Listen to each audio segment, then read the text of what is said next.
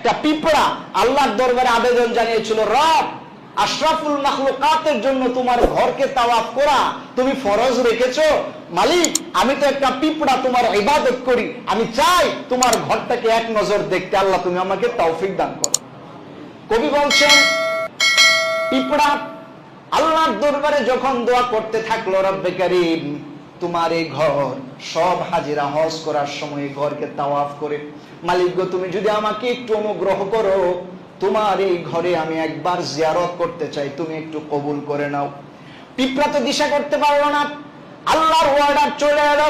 একটা কবুতর পিঁপড়ার পাশে এসে যখন দাঁড়ালো, পিঁপড়ার উপর ইলহাম হয়েছে, পিঁপড়ারে তোর কিচ্ছু করা লাগবে না, শুধু কবুতরের পায়ে বসে চেপে ধরে থাক। পিঁপড়া যখন কবুতরের পায়ের মধ্যে আস্তে করে উঠলো এবং চেপে ধরে বসলো, কবুতর উঠতে শুরু করেছে। আপনারা দেখবেন যারা হজে যান, কাবায় যারা যান, কাবার বিভিন্ন দিক থেকে কবুতর চত্বর আছে না নাই? অনেকগুলো কবুতর আছে। কবি ওইখান থেকে এই বিষয়টা নিলেন এবং বললেন, এই কাবা কবুতর গুলো যখন উঠতে থাকলো, ওই যে অনেক দূরের একটা কবুতর যে কিনা পিঁপড়াকে বহন করে নিয়ে এসেছে, শূন্যের উপরে পাকা ঝাঁপ দিয়ে সরে উঠতে থাকলো তার জার্নি।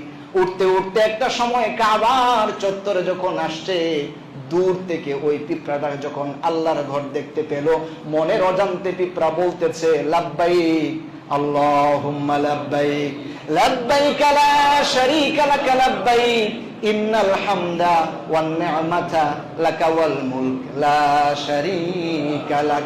এজন্য একজন কবি খুব সুন্দর করে বললেন, চু চাহা নূরে আজিজ के जाओ बैठे अतहर में, खुदा ने पहुंचाया लगाया पाए कबूतर में। ছোট্ট একটা পিঁপড়া, ও যদি আল্লাহর দরবারে আবেদন করার কারণে পাখি প্রেরণ করে দিয়ে আল্লাহর ঘরে তাওয়াফ করার সুযোগ করে দেয়, তুমি তো আশরাফুল মাখলুকাত। মন থেকে বলো, দিল থেকে চাও, অন্তর দিয়া কাজ করো, আল্লাহ পাক তোমাকেও তার ঘরে একদিন ডেকে মেহমান বানাবে। আমার প্রিয় ভাইরা, এটা হচ্ছে আল্লাহ পাকের ঘর। মর্যাদা এত বেশি, সম্মান এত বেশি। এটার হলো এমন এক ঘর যেখানে আপনি তাকাইলেও রহমত, অবস্থান করলেও রহমত। আপনি দূর থেকে শুধু তাকায় থাকবেন, তাও আপনার উপর আল্লাহ পাকের রহমত বর্ষিত হবে। এটা হচ্ছে সেই কাবা। আল্লাহ পাক আমাদের প্রত্যেককে এই কাবা যাওয়ার তৌফিক দান করুন। আমরা পড়ি আমিন।